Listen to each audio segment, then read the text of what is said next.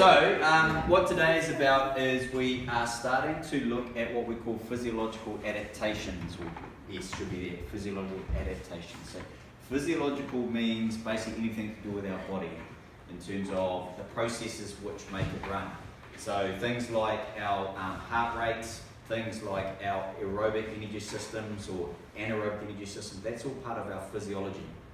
What we are ideally doing at the moment is we're training for a 4K run. We're manipulating and using our methods of training, the principles of training, and our sports psych to get these physiological adaptations. And in fact, what we should probably put is in here, what's that principle of training that starts with O that we should probably put in there? Overload. Okay, so what happens in a nutshell is we manipulate those things to get overload in our body when in training so that our body adapts.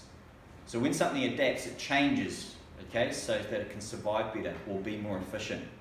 So in its most, I guess, training simplest form, you lift weights, your body lays new muscle down or new protein, you get bigger muscles, so you're stronger.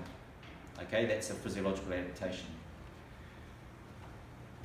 When you go to talk about or evaluate your training program, you're going to have to talk about what we did. So we chose continuous training, fartlek training, interval training, whatever it may be.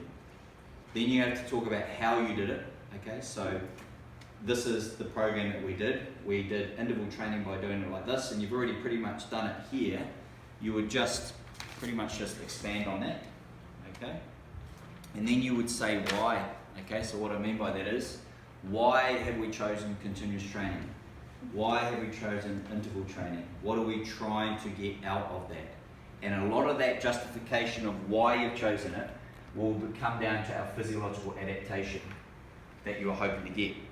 On Google Classroom, what you'll see is you'll see here, okay, in this methods of training, you'll see methods of training, and we'll open that up. This is going to be one of your best friends. It's not really that well focused, but here you've got continuous training, the method of training,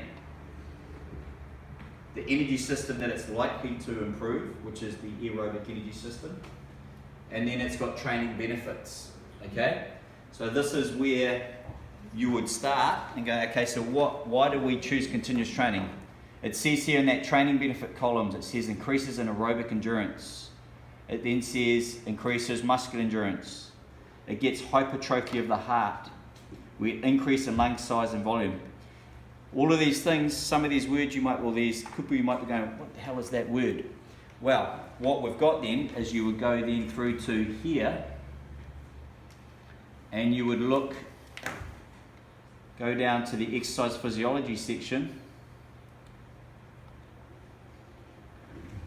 and you've got long-term adaptations.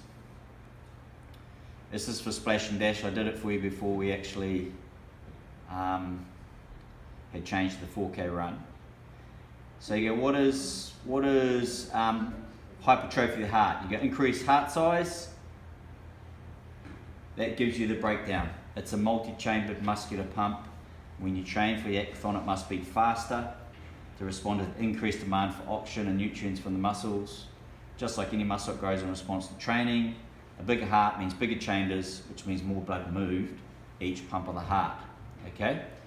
Stroke volume is the amount of volume that it pumps out. Okay, so you've got the details there. Okay, so all of that stuff's there for you. What your job is to do now as a group is to go into today's lesson, and you're working in your groups. Go down to that bottom one. Open up this PE Think template, and this is the format that you're going to be presenting your assessment in. And you're going to have a go at filling out this first log. And I only want bullet points at the moment. I don't want full sentences. I just want bullet points as if you were planning for your essay. Okay? So you might choose continuous training, so you put your continuous in there. And for now, that's all I want. Then you go down to that next box, which is how and why. You tap in there, pretty much how you're doing it from your training program. Bullet points. Okay, that's all I want. I want you then more to get towards this why section. So you would, this here, you go continuous training, why have we used it? So you need to go back to those documents that I've just highlighted to you and do some research of why that particular training method. Stop here.